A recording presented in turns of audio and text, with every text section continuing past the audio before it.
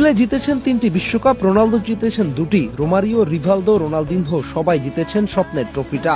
Neymar জেতেননি, হয়তো কখনো জিতবেনও না, তবুও তিনি সেই ছেলেটি যে সান্তোস থেকে উঠে এসে গোটা বিশ্বকে দেখিয়েছিলেন ফুটবল মানে শুধু জিততে জানা না, ফুটবল মানে আনন্দ দেয়া। ব্রাজিলীয় ভক্তরা তাকে ভুলবে না, কারণ সে তাদের শেখায়নি কিভাবে ট্রফি জিততে হয়, সে শিখিয়েছে কিভাবে স্বপ্ন দেখতে হয়। 2014 সালের সেমিফাইনালে জার্মানির কাছে 7-1 গোলের সেই লজ্জার রাতে নেইমার মাঠেই ছিলেন না, ইনজুরিতে পড়ে কাঁদছিলেন ড্রেসিং রুমে।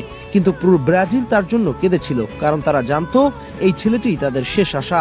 2022 সালে কাতার বিশ্বকাপে ক্রোয়েশিয়ার বিপক্ষে যখন তার অসাধারণ গোলে ব্রাজিল এগিয়ে গেল, গোটা দেশ ভেবেছিল এবার বুঝি জয়ের নিশ্চয়তা, কিন্তু না, ফের ভাগ্য বাধা হয়ে দাঁড়ালো, ট্রফি অধরা রয়ে গেল। তবুও ব্রাজিলের ঘরের দেয়ালে আজও টাঙানো নেইমারের পোস্টার, কারণ এই ছেলেটি তাদের আবেগের প্রতিনিধিত্ব করে। আর শুধু ব্রাজিলে কেন, গোটা বিশ্বের অগণিত ফুটবল সমর্থক চিরদিন মনে রাখবে নেইমারকে, মনে রাখবে তার নাচের জন্য। আধুনিক ফুটবলের এই নিষ্প্রাণ যান্ত্রিক সময় যখন ফুটবলাররা রোবটের মতো খেলে যাচ্ছে, তখন নেইমার মাঠে নেমে নেচে উঠত। প্রতিপক্ষের ডিফেন্ডারদের ফাঁকি দেয়া তার কাছে ছিল খেলারই একটা অংশ, কিন্তু সেই ফাঁকি দেওয়ার স্টাইলটাই ছিল তাকে আলাদা করে রাখার প্রমাণ।